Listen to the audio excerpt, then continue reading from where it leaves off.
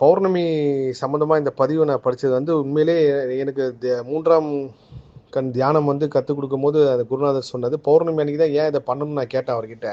அப்போ அவர் சொன்னாரு இந்த விஷயம். அது வந்து ராஜேஷ் சார் புத்தகத்துல இவரு முன்கூட்டியே பதிவு பண்ணியிருக்காருன்ற ஒரு பெரிய உண்மை.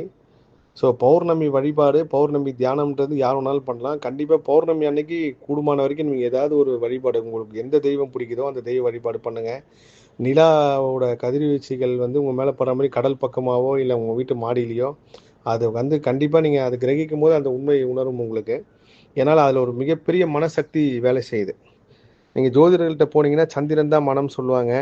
அந்த மனம் நல்லா இருந்தா தான் எல்லாமே கிடைக்கும். அந்த மனசு நல்லா இருக்கணும்னா, நீங்க இந்த நிலா வழிபாடு, அப்படி நீங்க எந்த தெய்வத்த கும்பிடலான்னு பரவால்ல, எந்த மத நம்பிக்கை இல்லனாலும், பௌர்ணமி அன்னைக்கு நீங்க சாதாரணமா நிலாவ பார்த்து வணங்கி கேட்டீங்கனாலே, அது உங்களுக்கு ஒரு மிகப்பெரிய மாற்றத்த வாழ்க்கையில உருவாக்கும். உண்மை. எல்லா புகழும் முருகனுக்கே. நன்றி.